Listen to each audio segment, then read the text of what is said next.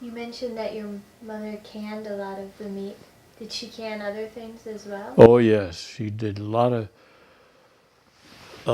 canning of carrots or beans or beets.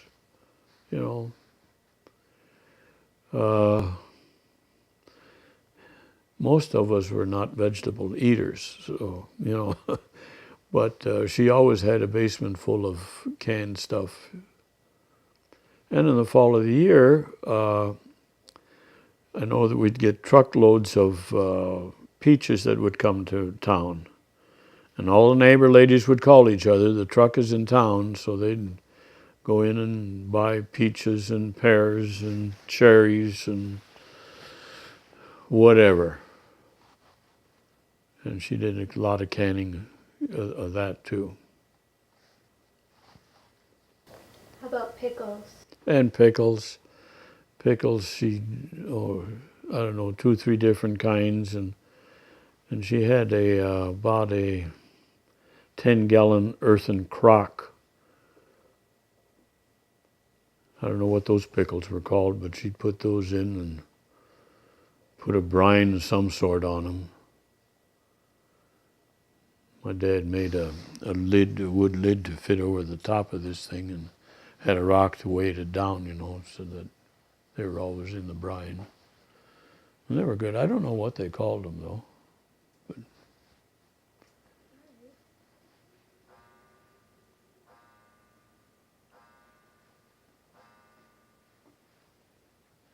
Did your family make sauerkraut?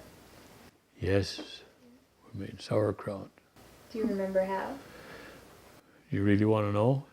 Yeah. Well, my mother had these 2 earthen crocks. And as little kids, and we were little kids, she would wash our feet. And she'd throw some kraut cabbage in, and then we would stomp, And then she had a wooden stomper that she finished it off with. Oh yes, she made a lot of sauerkraut. Yeah.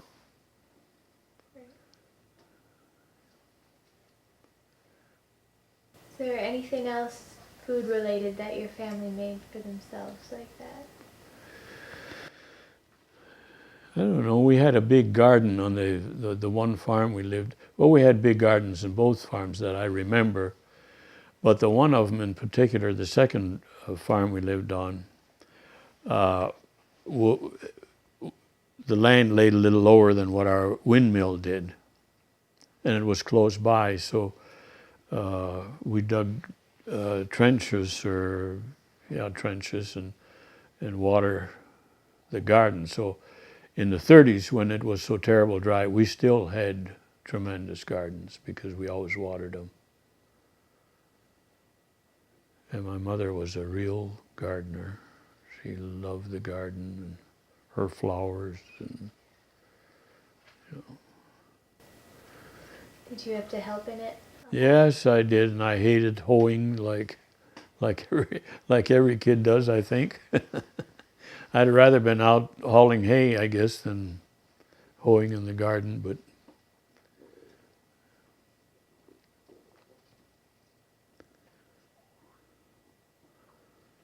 as a kid, as I think back now, the gardens were not as big as I thought they were, but when we had to hoe them, they were big.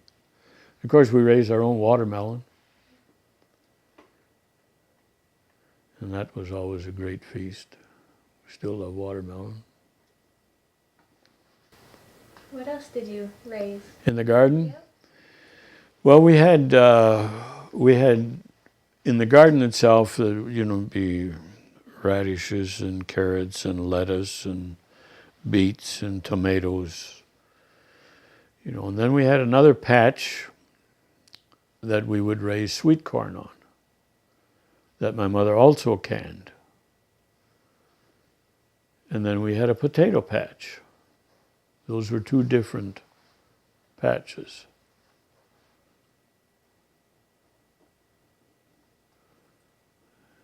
Now the corn, I don't remember ever needing to hoe the corn because that was planted in rows and we could cultivate that.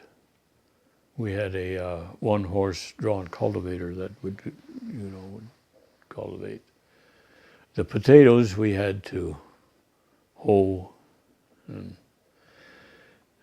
the other thing with the doggone potatoes was that at certain times of the year, the potato bugs would come through. And my brother Leo and myself would get one of those syrup cans with a little kerosene in the bottom of it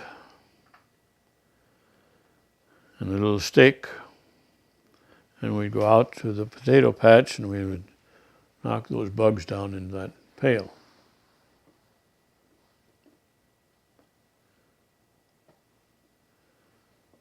And later on, I can remember after I was pretty well grown that my mother used Paris screen to spray the potatoes for bugs and things like that.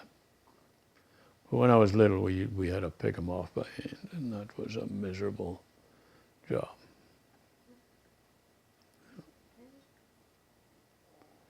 I couldn't wait for the corn though, because in the fall when it was ripe, we would go out and with a team of horses and a wagon, and we would pick the sweet corn, but we wouldn't pick it all because my mother wanted the husks off just as soon as we got it in. Because the husks had to be off, otherwise it'd get sour or something, I don't know.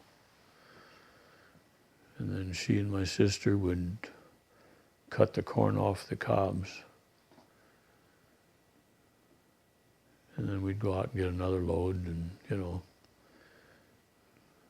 we all loved our corn. Loved eating the roasting ears, as we called them, and the canned corn.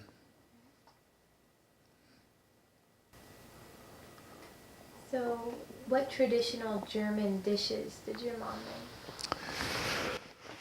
make? My mother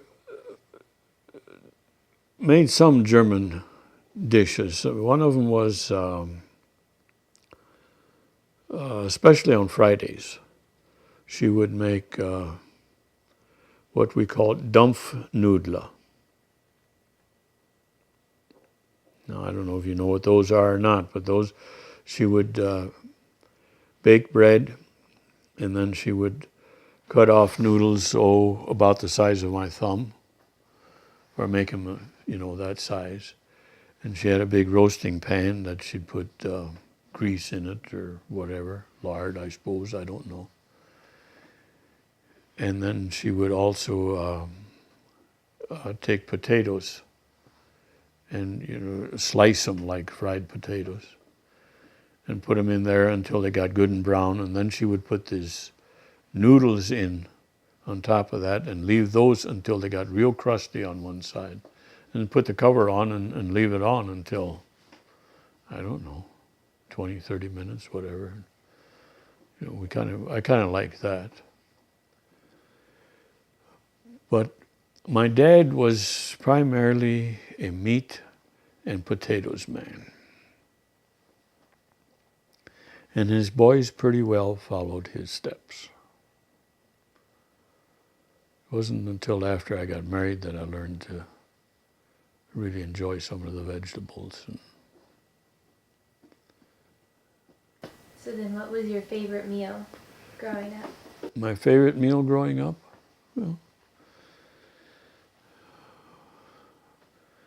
Well, my mother used to make she used to take a round steak and, kind of pound it to tenderize it. And then she would fry it in this big broiler or whatever. I think she dipped it in flour, if I'm not mistaken. And she would fry that round meat in that, and that was one of my favorites. And of course, steak, you know, we had in the wintertime, you know, we all loved steak. My favorite meal. It's no different than it is today, I guess. Good steak. All right. Were Sunday meals different than the rest of the week? Yes. Yeah. Yeah, they were. Sunday noon, you know, was our big meal. And during the wintertime, she would make some of this steak or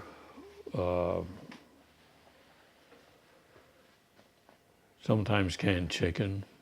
But usually the canned chicken was used if someone came unexpected. Canned chicken or canned sausage, you know, because those were the things that you had. In the summertime, we ate a lot of cream chicken, fried, you know. Those were, but we ate that during the week too, you know. But Sundays was, we always had cake and pie on Sunday. During the week, it was cookies. And what was your favorite pie? Well, I suppose probably apple or a pumpkin. During the summer, when she could get fresh fruit, she'd make cherry pies or, you know, peach pies, and those were all right. All right.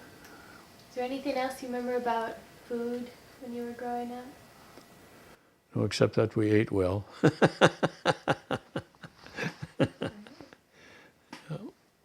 Drank a lot of milk.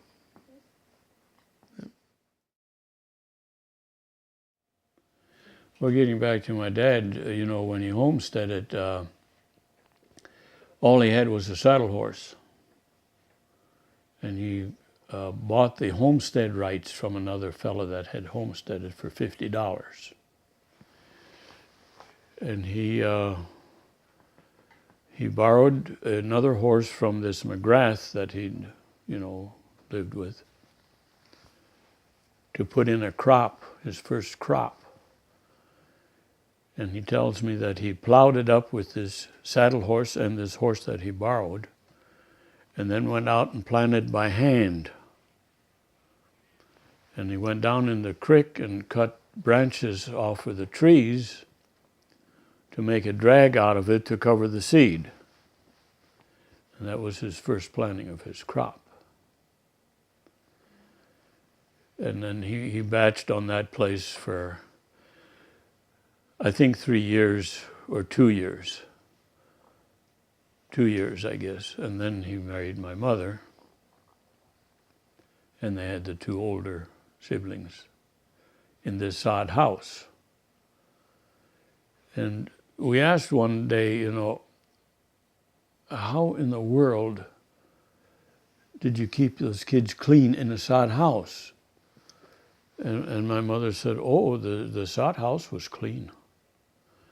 That they used a clay, and they lived in the hills, and there was some red clay or dust, something that they would put on this floor every spring. And she said, it was hard. And she could actually, you know, wipe up, you know, with a towel and sweep it to keep the floor clean.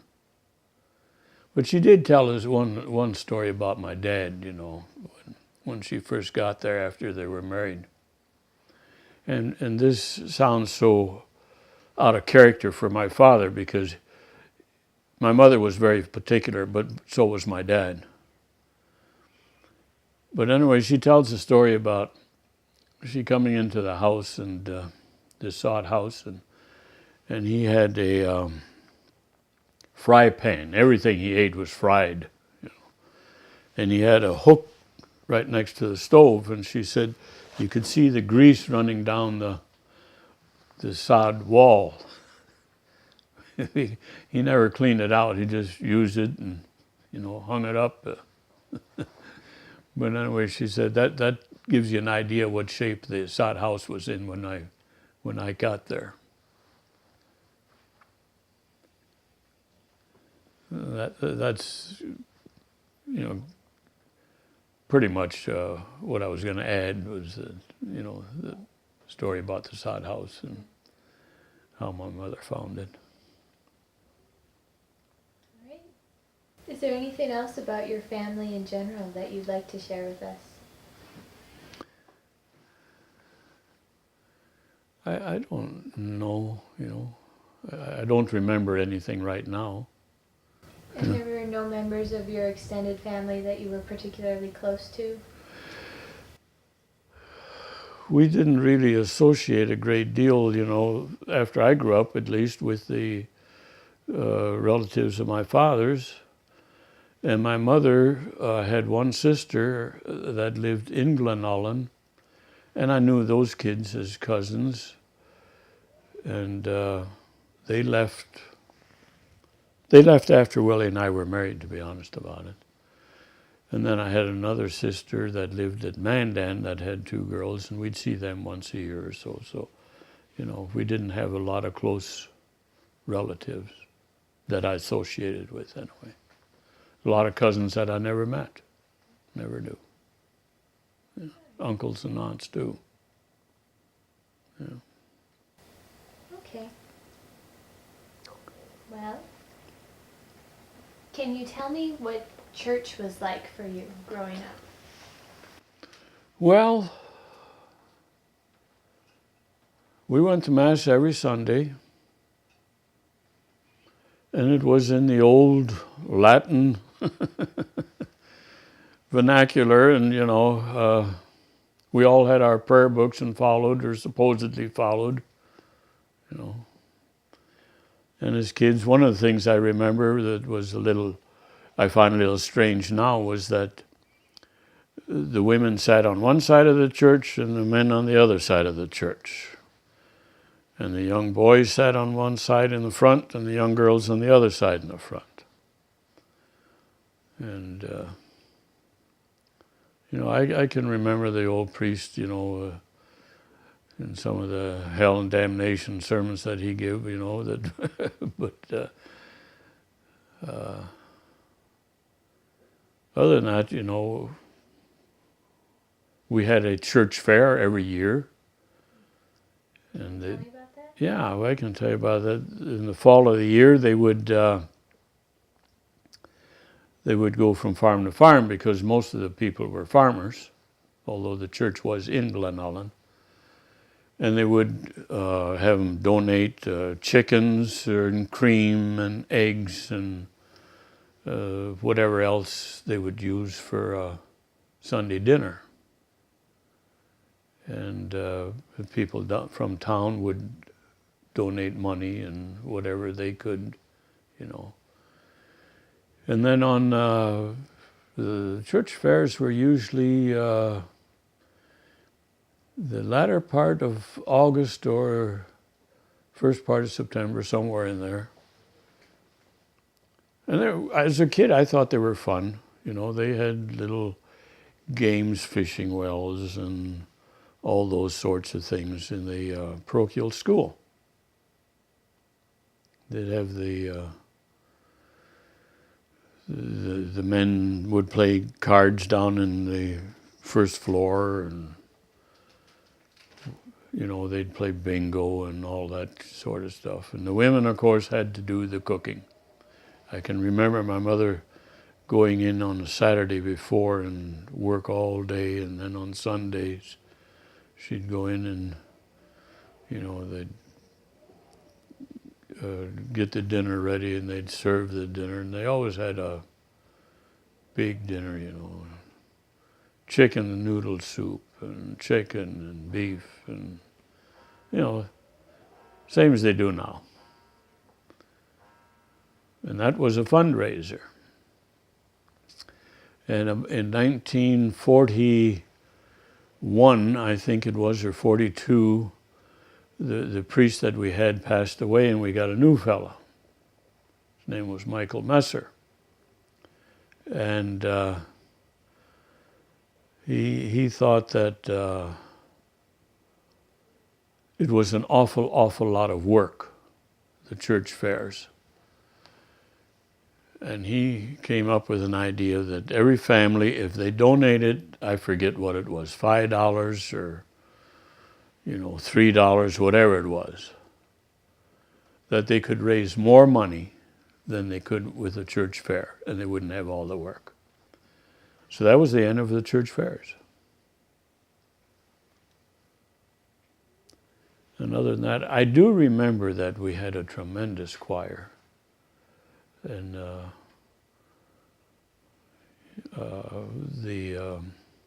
we had a Mugley family that lived in Glenullen, and both of those fellows had tremendous voices. And there were a lot of other people that sang in a church choir. I think I'm the only member of my family that never sang in a church choir, to be honest. Why didn't you sing in the choir? Well, I don't know why. I Just didn't? just didn't. No. Was religion really important to you? Oh, sure. Oh, yes. It was very important. Oh, yeah. Mm-hmm.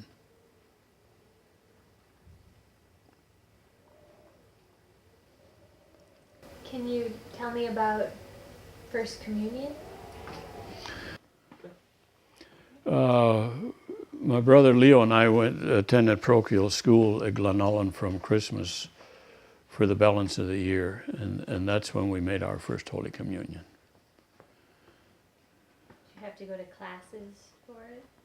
We took classes. We went to a parochial school, and we had classes every day.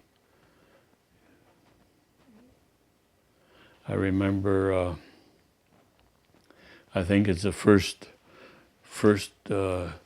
full suit that I ever had, And as I remember, there was the two of us, and if I remember right, this was about 1938, I would say, somewhere in there.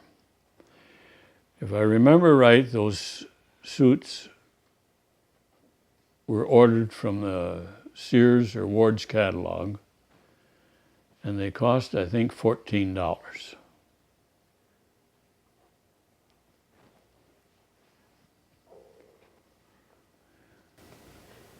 So it was a big deal. It was a big deal, you bet.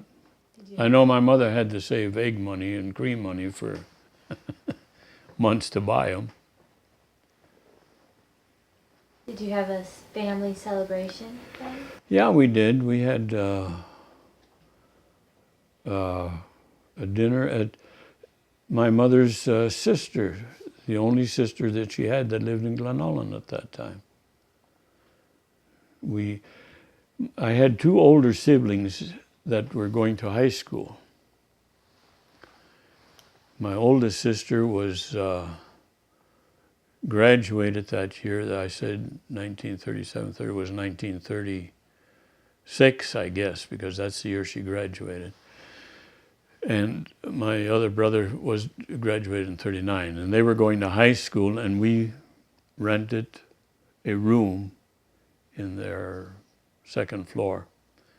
And it was not a big room. And I remember we had a bed that the three of us slept in, and we had a kerosene stove and a few dishes and that table and chairs. And my older sister roomed with one of their daughters. But, there wasn't any running water. There was electricity, I remember that. And that's where we lived from Christmas until the spring.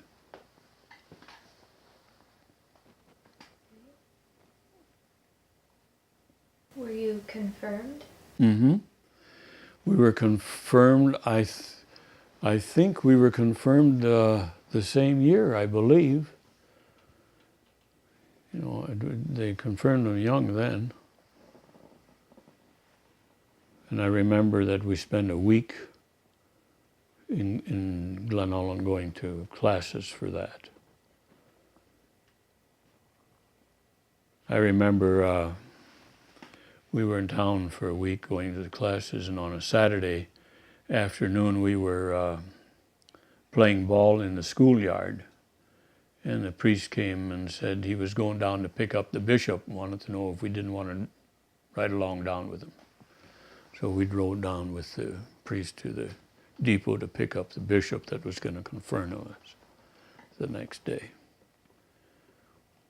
And of course I was really impressed with the bishop. So do you remember what the ceremony was like? It was done at Mass, and the ceremony was very simple. The bishop asked you a few questions during the sermon time. And did you have a celebration about confirmation then, too? we had dinner with my aunt again, that's the only thing that I can remember.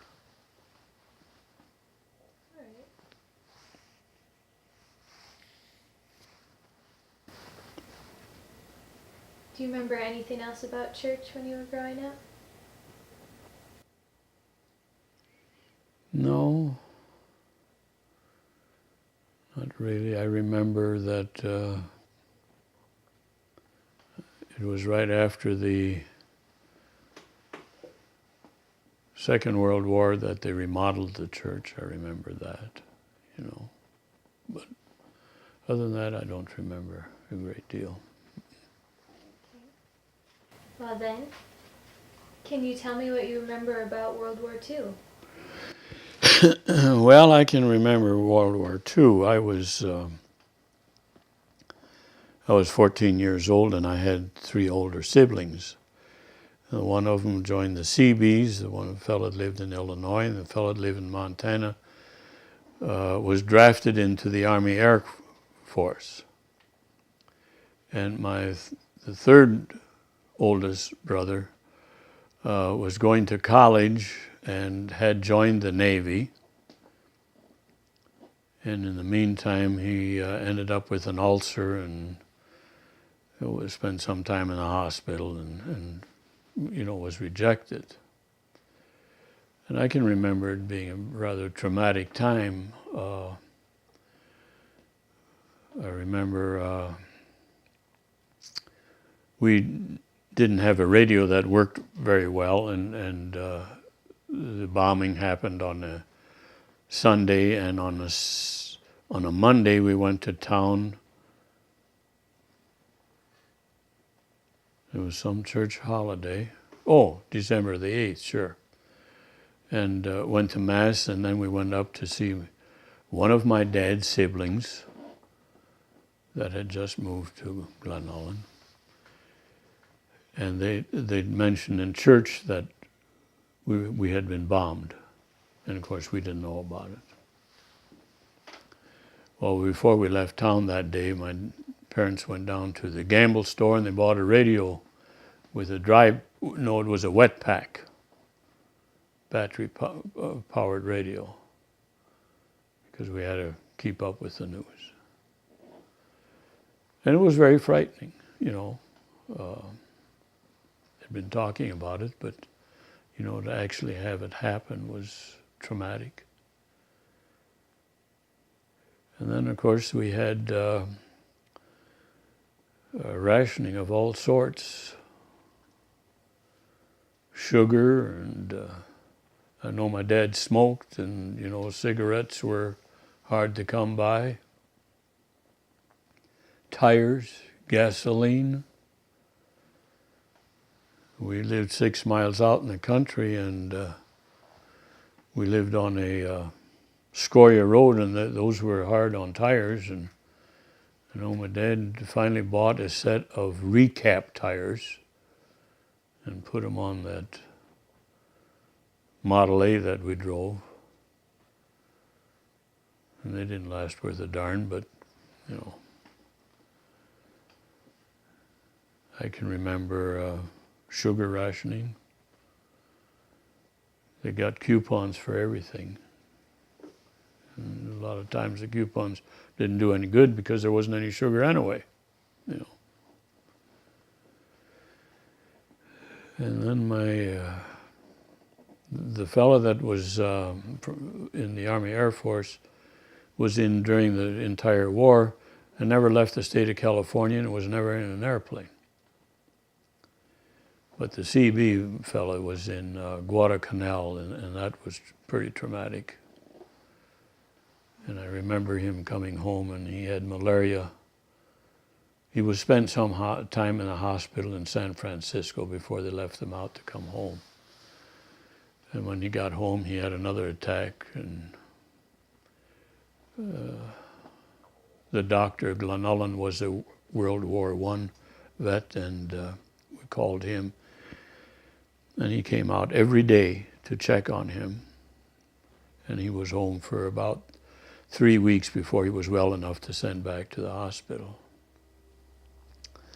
And just to give you an idea about the old fellows, this old doc, you know, after he left, after my brother was sent back, my dad went in to pay him, and he said, "Oh, you don't owe me anything." He said, "I take care of all the vets for nothing." He said, "I was in the war once, and I know what it's like." And, you know, then, of course,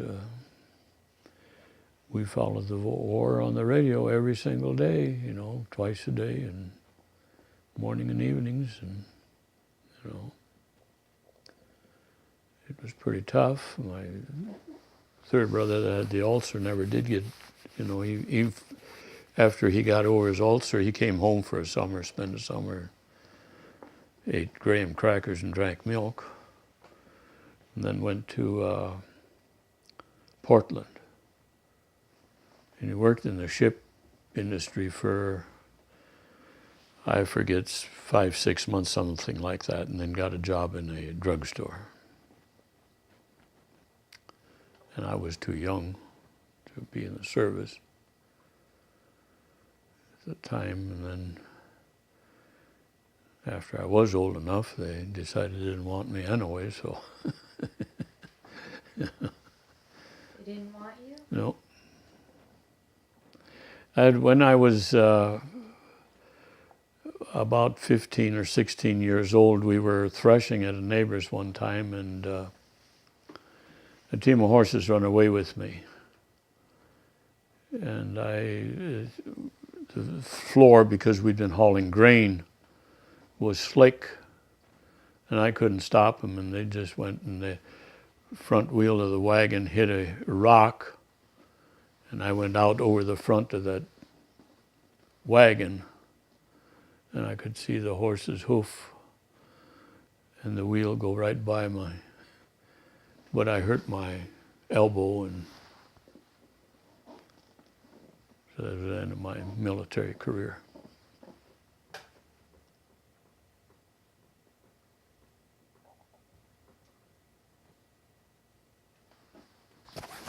Remember anything else about World War II? Well, I don't know what else to, you know. I remember it was pretty doggone traumatic, and how thankful we were for it to finally end.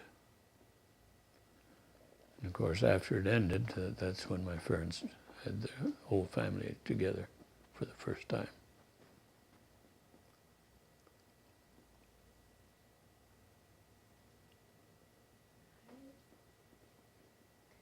Well then, you've mentioned several times people getting hurt or being sick.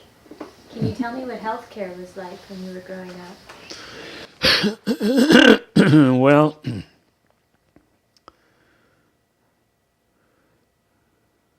you know, you had to be pretty doggone sick before you got a doctor. I had 2 siblings that died of pneumonia, you know, the 2 girls. And when I was in the second grade, along with the other problems of moving and all those sort of things, I ended up with pneumonia. And I can remember as a kid, that I don't really remember being that sick, What I do remember, though, is that I don't know if my parents got it for me or if someone else got it for me, but I had a set of, it was a game of some sort with soldiers and, all those sort of things. I can remember playing with those things in my bed. But then I survived it. And the only other time we had a doctor was when my brother had scarlet fever.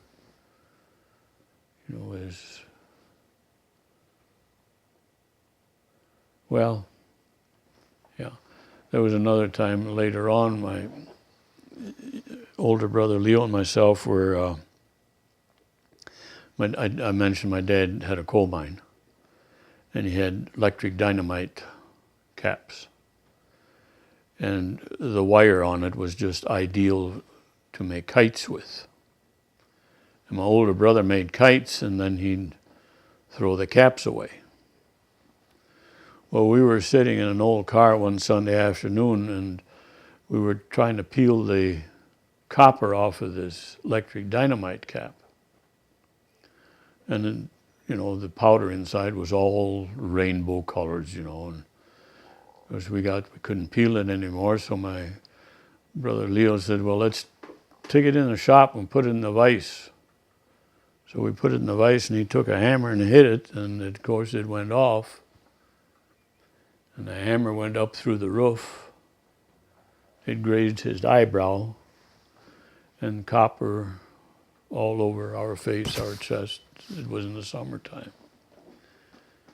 And I still have copper in my chest from that. But I remember my folks, they heard the bang and they come running out, and we were over at the watering tank trying to wash the blood off of our chests. They got a neighbor to take us to a doctor at Hebron. Our doctor was not at Glen Holland, so.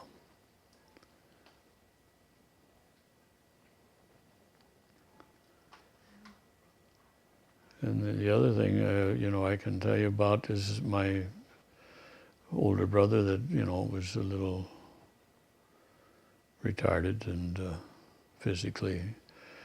When we moved on to the Fisher farm in 1940, the dead McGrath, no, not the Fisher, we moved from the Fisher farm to the McGrath farm.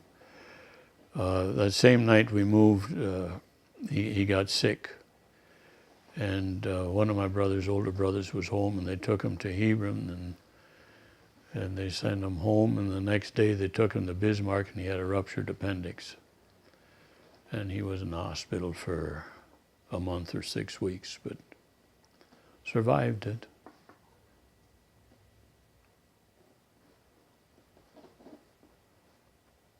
How about for just everyday kind of ailments? Did your mom have home remedies for those? Well, yeah, everybody had a jug of liniment and a horse liniment and chamomile tea. I still don't like hot tea. But we used to have a big patch of it in our backyard, and that was a cure-all for everything, I think. And mustard plasters, I think everybody can relate to those. You have colds or things like that. I remember one time when I was a kid, I stepped on a nail that was on a board, and barefooted, of course, and the doggone, I don't know what the heck happened, but anyway, the nail went through my foot, and my mother soaked it in, I think it was Lysol in water, I think, 3 times a day.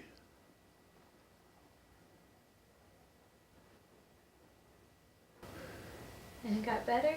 It got better. I'm still walking. Other than that, I don't remember. Oh, she used to steam us if we got croup or something like that, But other than that, I can't remember anything. Did you ever go to a dentist when you were growing up? No, I didn't. I didn't go to dentist until I was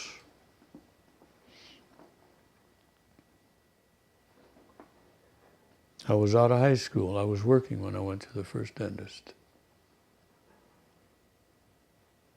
How about an eye doctor? Well, I went to an eye doctor when I was probably a junior in high school.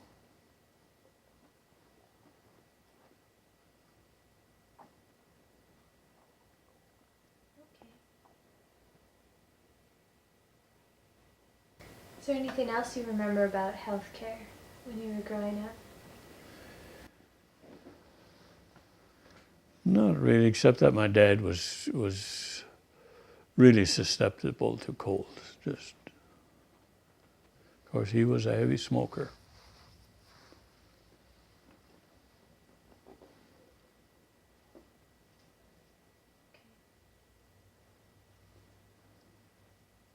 All right, well, what was your most stressful childhood experience?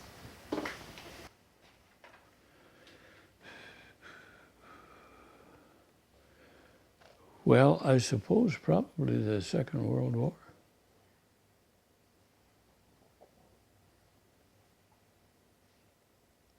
That would probably be as stressful as anything I can remember, It's a hard time. Mm-hmm. All right, what's your happiest childhood memory? Oh, geez. I had a happy childhood, to be very honest about it. The happiest, I don't know.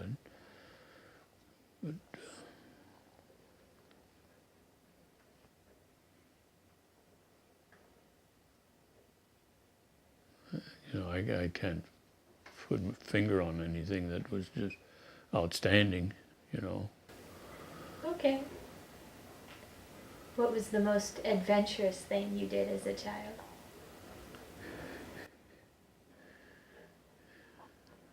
Probably racing horseback. Can you tell me about that? I don't know if I should or not. Yeah, we had neighbors that had horses, and of course everybody had the fastest horse, except me. We had an old plow horse that we used for a saddle horse, and I was always on the tail end.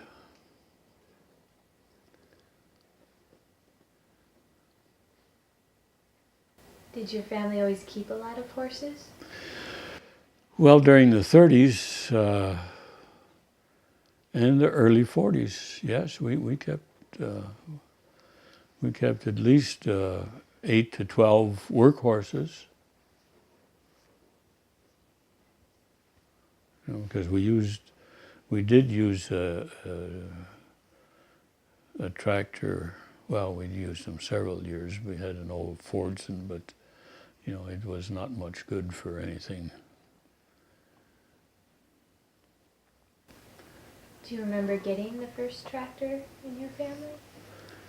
The first tractor that I remember that we used was a Hart Power, and it was not ours. It belonged to the fellow that owned the farm that we rented.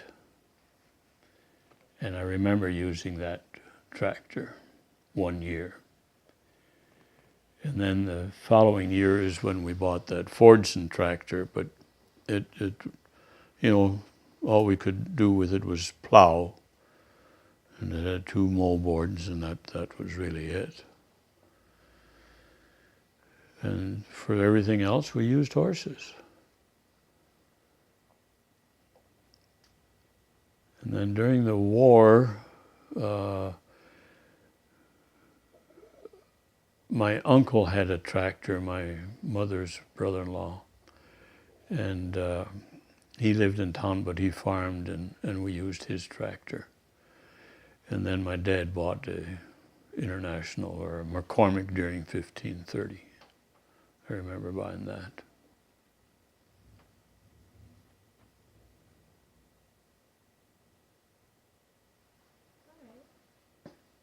Is there anything else you want to share with us about your childhood? No, except to say that I really had a good, we were poor, but I didn't know it. We had I had a good childhood.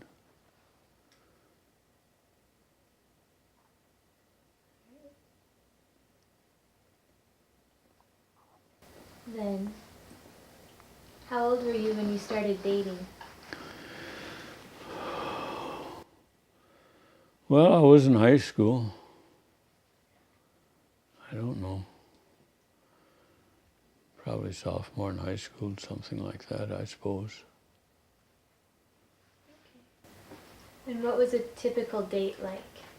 Go to a movie or maybe a weekend dance, What kinds of movies did you go to? I don't remember what the names of them were, I remember, oh my gosh, I don't remember. The childhood actress, whatever her name was.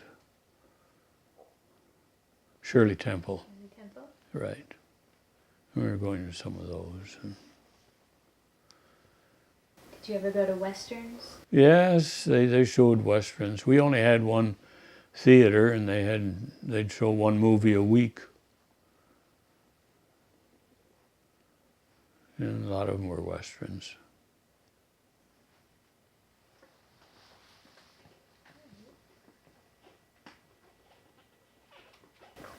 Can you tell me about the dances you went to?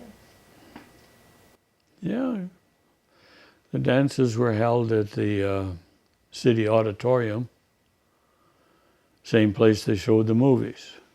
They would move all the seats to the sides and they would dance. And we had, orchestras that came, well, there was Bob Brackle was one, and Sam and the City Slickers was another one, and,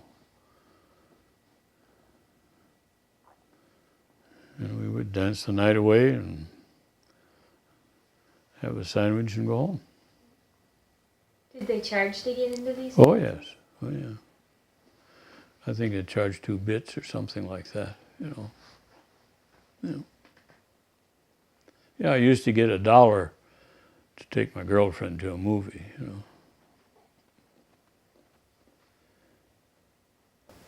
What other things did you do for entertainment when you were a little bit older?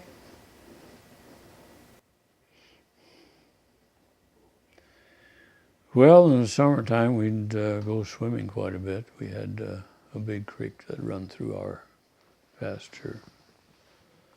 We'd go down and mess around in the water.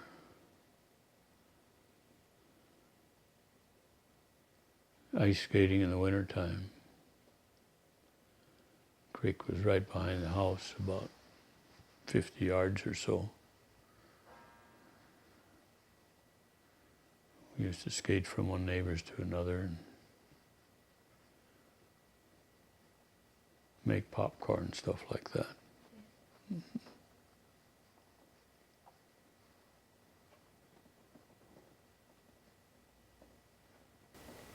When did you meet your wife? I met my wife in 1948.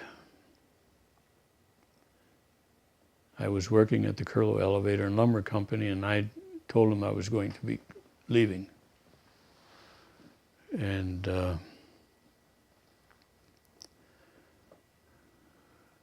one of the fellows I worked with went to Carson one day and found out that Wilma was at home. She'd been working in Jamestown, and told her this job opening, and she got the job. And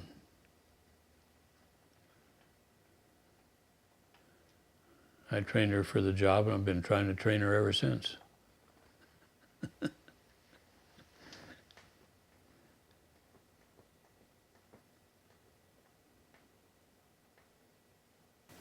So, how long did you date each other before?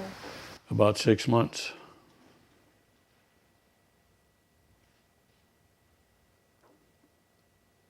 And what kinds of things did you do? Do you remember your first date? Yeah, I do. I was staying with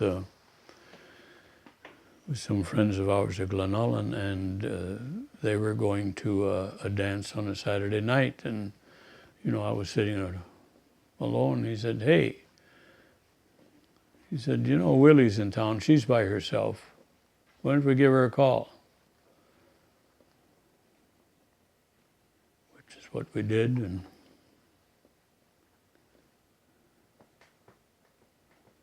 ended up marrying her. Can you tell me about your wedding? We had a very small wedding. It was on the 27th of December. We had just a small wedding, and in the morning, because it was, in the Catholic Church, you had Mass, and my mother prepared a big breakfast for us afterwards. And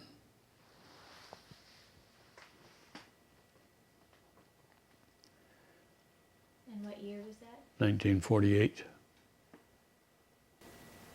you remember what you had for breakfast? Yeah. What did you have? We had bacon and scrambled eggs and toast. I'm sure there was some orange juice or something,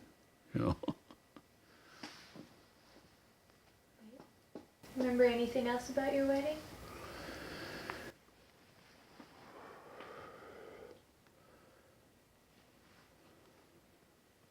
Not particularly. We went to Bismarck to have our pictures taken, and I didn't have a car yet, so we took a bus and went to Minot and spent our honeymoon at Minot. And came back, and it was a long week because it was over New Year's. And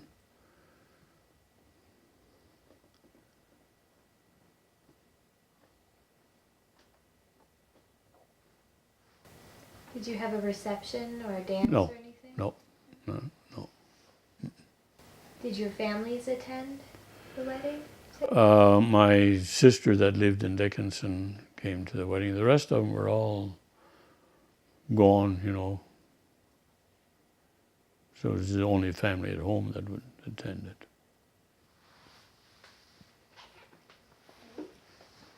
And how many children did you and your wife have? We had 7 children. We have 6 living.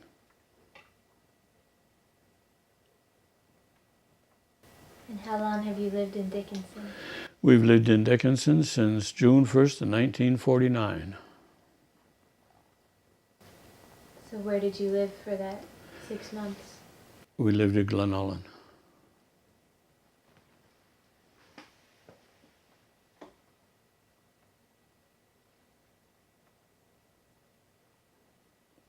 Is there anything else you remember about your wedding? Not really. My grandmother came. She lived at Strasbourg at the time. That was my dad's mother.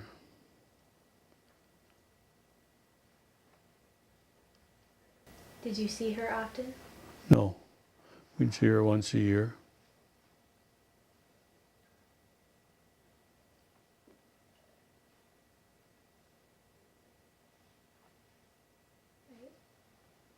Well, then, is there anything you'd like to add about your life since your wedding? Well, I came to town. I worked for Shorty Turner for a year, and he passed away. I think I alluded to that early on, and then I worked at the Ford Garage and Man's Automotive. I was active in the JCs and the KCs, and on the church board and Trinity High School Foundation and the Trinity Board Home and School Association. And, after I was married, after I retired, I belonged to SCORE, but I had to give that up after we started going south because but I was very active in the community, and after JC's I was a member of the Chamber of Commerce.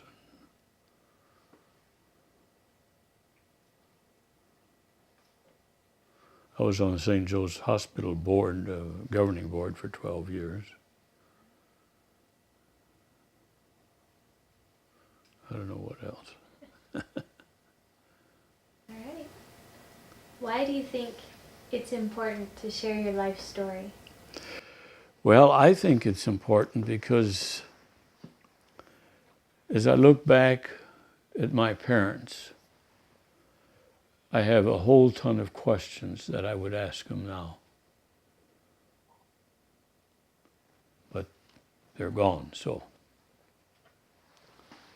And quite frankly, our kids keep telling us, they even sent Willie and I a book each to, so that we could write our own history,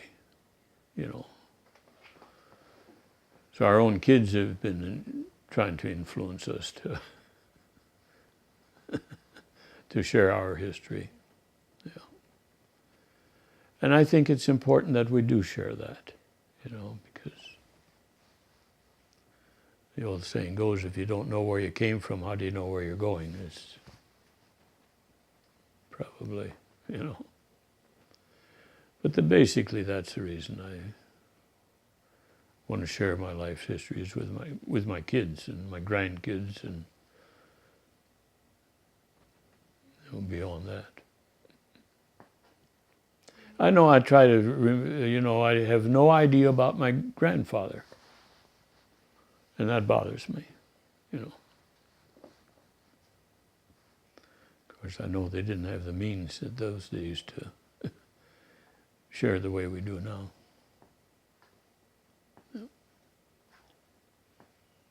Are there any other thoughts or observations you'd like to share? Well, I really appreciate the fact that you came out and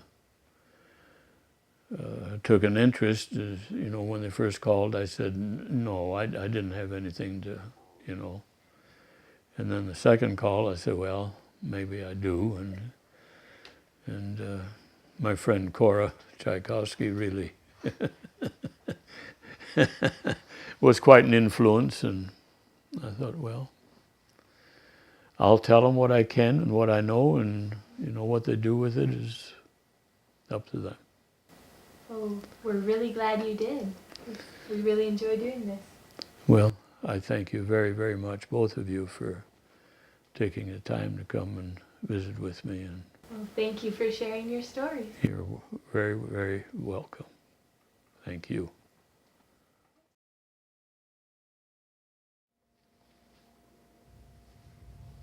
Okay, can you tell me about this picture? Yeah, this is the first automobile that my dad bought.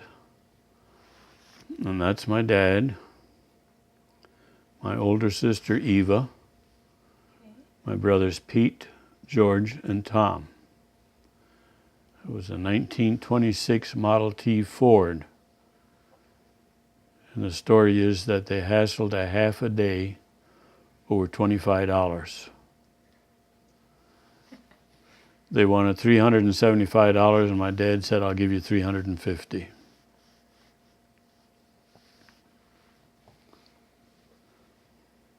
And can you tell me their names again? The oldest one is Eva, Okay. tallest one. The next one is Pete. Okay. And George. Okay. And Tom. All right.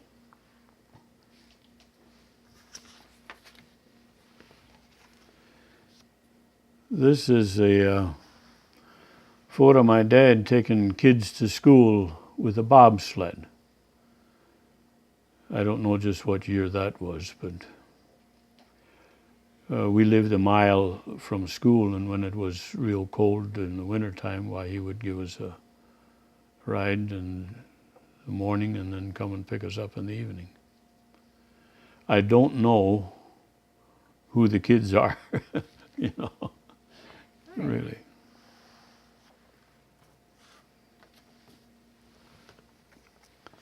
This is my great-great-grandfather, and his name was Stanislaus.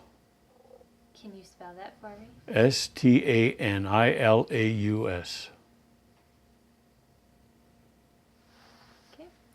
Is that on your father's side or your mother's side? These are all my father's side. Okay.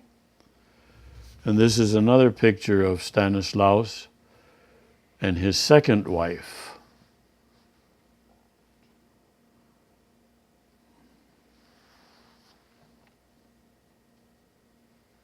And I don't have any idea what her name was. Was this taken in? This was taken in Russia. All right. This is a photo of my dad when he was a young man. I don't know how old he was.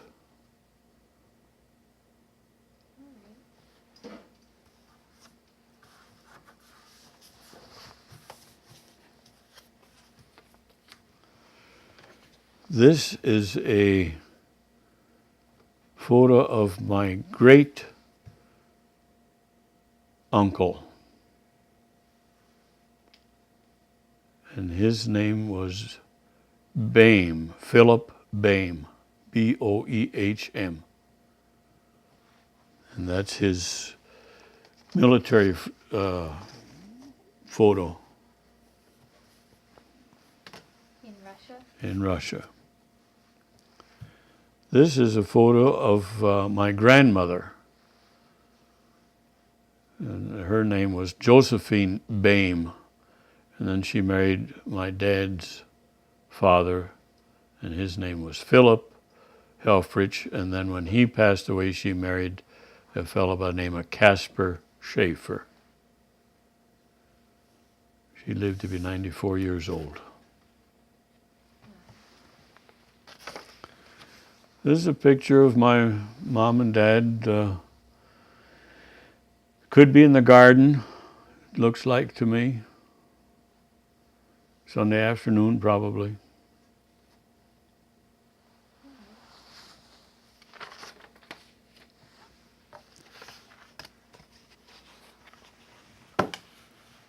That's a picture of myself, my graduation picture. What year was that? 1946.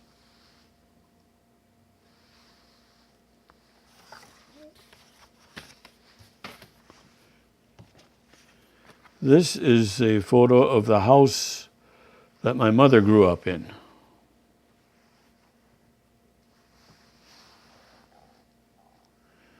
Now, you can imagine going from a house like that and getting married and living in a sod house. That was hard for her. That had to be hard. This is a picture of the, we called it the Fisher Farm. That was the second farm that we lived on. The other one was in the hills.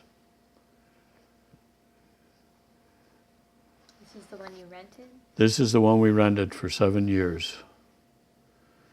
And although you can't tell from this, there's hills behind that, but just behind that was, there was two creeks that came together, and we had tremendous choke cherries and wild plums and bullberries. Did you make jellies out of them? Made jellies, you bet.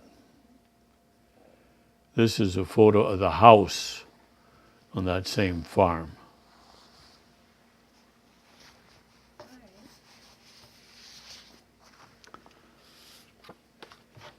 This is a photo of the McGrath farm. Now, if you notice, there's a house, and this building was a granary and a garage, and that shorter building back there was the barn. That's what it looked like when we moved onto it. In 1940? 1940. This is a picture of the house after it was remodeled. And that looked like the house that my dad remembered. The entrance when we moved onto the place was over here on the east end. And it had a big shed on it, but it was just a shed. And tore that down and built this on it. Right. This is a picture of the barn that was actually moved onto that farm a year or 2 years after I left the farm. And you see they have electricity, so that this photo was taken after 1952, I believe. This is a photo of myself on the right, and Jack Glosser was a neighbor boy, and he came over for a Sunday afternoon one day. This is the front of that same house. You can see this. There's no vestibule or door here. This is myself on another horse.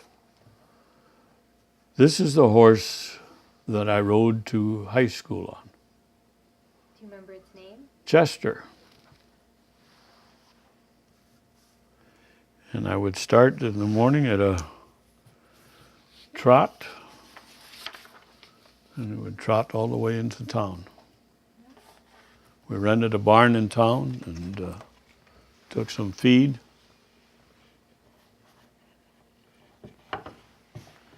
That's the wedding picture of my parents on their wedding day, July in 1915. I can't tell you the exact date though, but July 1915. In Russia? No, No. no, this was, Oh, no, this was here in the United States. Mm-hmm. Yep. This is a photo of my parents when they were in their 70s somewhere. And my mother, I think, was probably 88, 89, somewhere in there on that photo.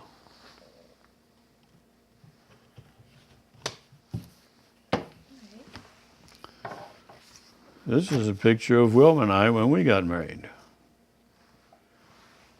December 1948.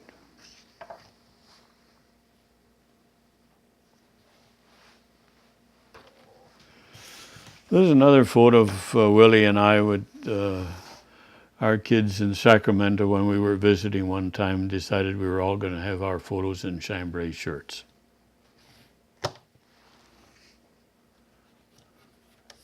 It was not my thing, but then.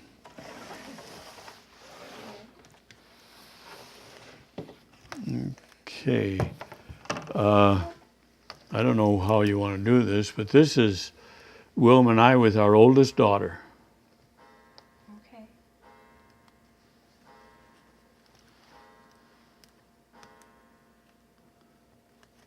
And this is Wilma and I with our oldest and our second daughter. Right. I give the girls a ride in the sled.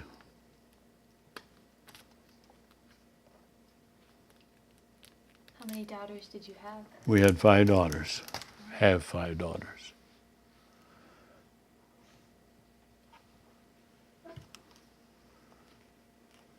This is myself and my brother Leo.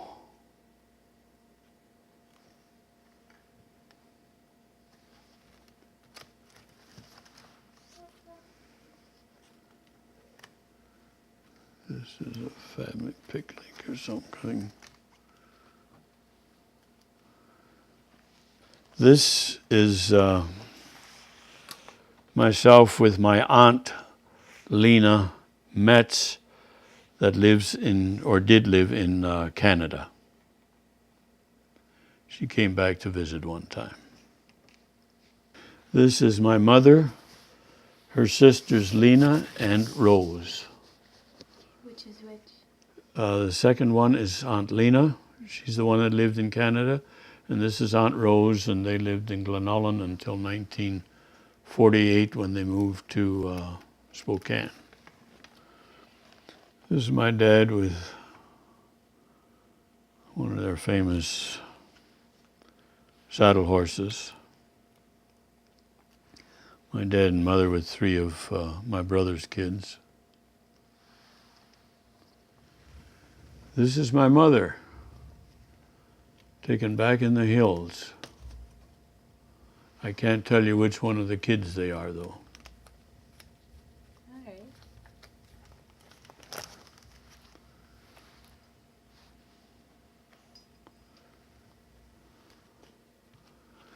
This is my dad and mom with the two oldest sons, Pete on the right and George to the left.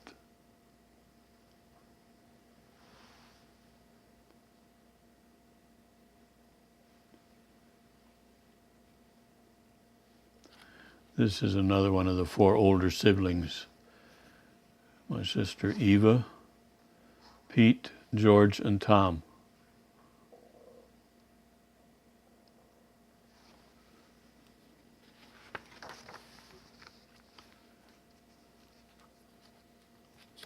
See, there's one of our family dinners, you know. I don't know when it was or... All right. My dad and my mom, my brother John, my dad and mom. My brother John was in service. Harvesting. Who's in that picture? My dad, Jim, my brother George, and his three kids. That's one of my dad and mom again.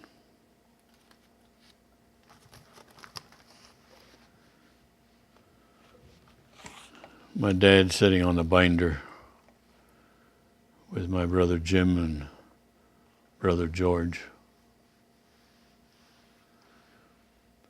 This is my dad giving the grandkids a ride in the hay rack.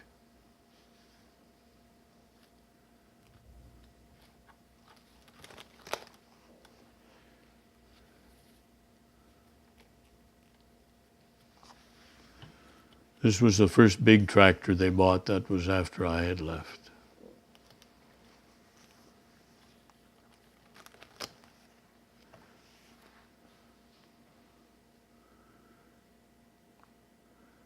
Now, that's my dad, but I don't know who the grandkid is.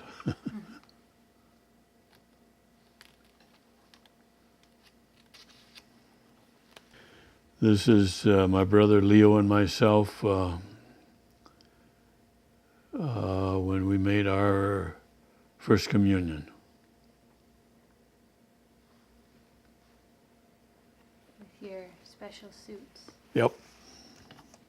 This is my brother Leo and myself when we were 3, 4 years old, 2, 3, I don't know. This was my youngest brother Jim. He has passed away. There's, I don't know who that is. There's my brother Jim, and I think that's myself and my dad.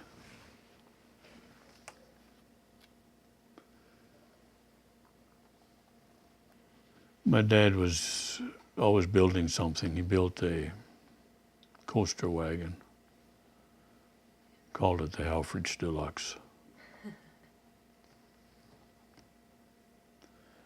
And there he is getting onto a hay rake. Here's he's holding his saddle horse, and one of the grandkids. This is my dad and mom with my brother George when he was in the seas, or the Seabees. All right. And that ought to do it.